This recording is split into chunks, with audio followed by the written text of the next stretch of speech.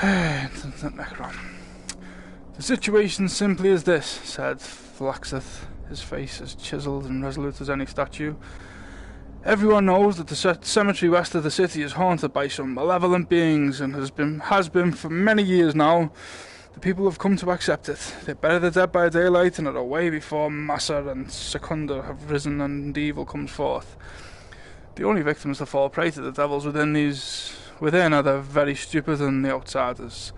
Sounds like a natural solution to filtering out the undesirables then, laughed Nitra, a tall middle-aged woman with cold eyes and thin lips.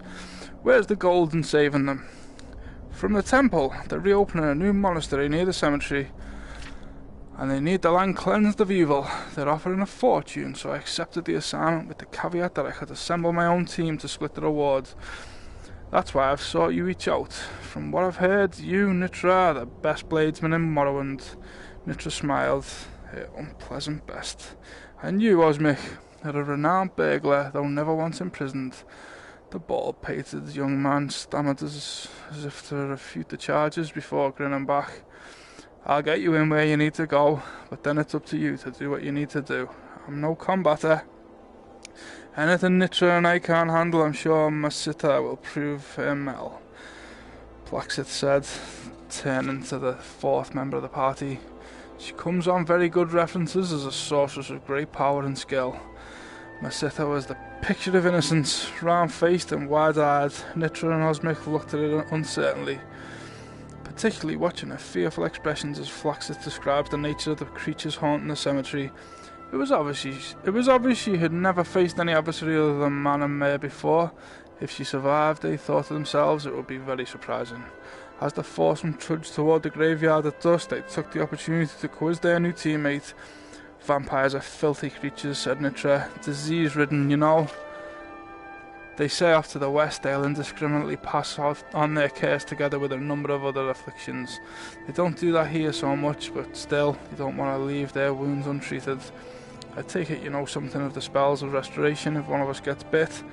I know a little, but I'm no healer, said Masita meekly. More of a battle mage,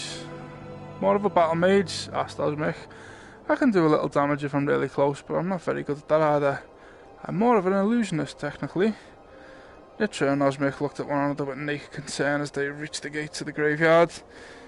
There were moving shadows, stray spectres amongst the rack of ruins, crumble pats stacked on top of crumble pats. It wasn't a maze of a place. It could have been any dilapidated graveyard, but even without looking at the tombstones, it did have one very noticeable feature.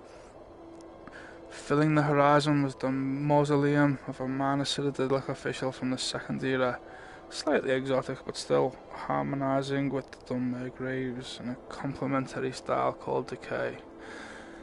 It's a surprisingly useful school, whispered Mesodic defensively. You see, it's all concerned with Magicka's ability to alter the perception of objects without changing their physical compositions. Removing sensual data, for example, to cast darkness or remove sound or smell from the air. It can help by... A red-haired vampire woman leapt out of the shadows in front of them, knocking Flaxith on his back. Nitra quickly unsheathed his sword, but Masita was faster. With a wave of her hand, the creature stopped, frozen, her jaws scant inches from Flaxith's throat. Flaxith pulled out his own blade and finished it off. That's illusion? Asked Osmic. Certainly, smiled Masita. Nothing changed in the vampire's form except its ability to move. Like I said, it's a very useful skill. The four climbed up and over the path in front of the gateway to the crypt. Osmic snapped the lock and disassembled the poison trap. The sorcerers cast a wave of light down the dust-choked corridors, banishing the shadows and drawing the inhabitants out. Almost immediately, they were set on by a pair of vampires, howling and screaming in a frenzy of bloodlust. The battle was joined, so no sooner were the first two vampires felled than their reinforcements attacked. They were mighty warriors of uncanny strength and endurance, but Masita's paralysis spell and the weaponry of Flaxith and Nitra clove through their ranks. Even Osmic aided in the battle. They're crazy, gaped Masita when the fight finally ended and she could catch her breath. Quara, the most savage of the vampire bloodlines, said Flaxith. We have to find and exterminate each and every one. Delving into the crypts, the group hounded out more of the creatures. Though they varied in appearance, each seemed to rely on their strength and claws for attacking, and subtlety did not seem to be the style of any. When the entire mausoleum had been searched and every creature within destroyed, the four finally made their way to the surface. It was only an hour until sunrise. There was no frenzied scream or howl, nothing rushed forward towards them. The final attack, when it happened, was so unlike the others that the questers were taken utterly by surprise. The ancient creature waited until the four were almost out of the cemetery, talking amiably, making plans for spending their share of the reward. He judged carefully who would be the greatest threat, and then launched himself at the sorceress. Had Flaxith not turned his attention back from the gate, she would have been ripped to shreds before she had the chance to scream. The vampire knocked Massacre across a stone, its claws raking across her back, but stopped its assault in order to block a blow from Flaxith's sword. It accomplished this manoeuvre in its own brutal way by tearing the warrior's arm from its socket. Osmic and Nitra set on it, but they found themselves in a losing battle. Only when Massacre had pulled herself back up from behind a pile of rocks, weak and bleeding, that the fight turned. She cast a magical ball of flame at the creature, which so enraged it that it turned back to her. Nitra saw her opening and took it, beheading the vampire with a stroke of her sword. So you do know some spells of destruction, like you said Nitra. And a few spells of healing too, she said weakly. But I can't say Flaxith. The warrior died in the bloody dust before them. The three were quiet as they travelled across the dawn-hit countryside back towards Necrom. Massacre felt the throb of pain on her back intensify as they walked, and then a gradual numbness like ice spread through her body.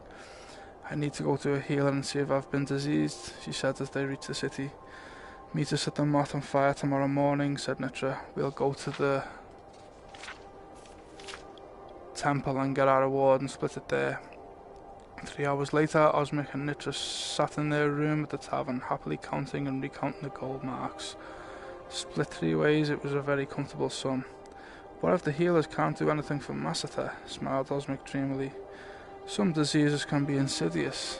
Did you hear something in the hall? Asked Nitra quickly. But when she looked, there was no one there.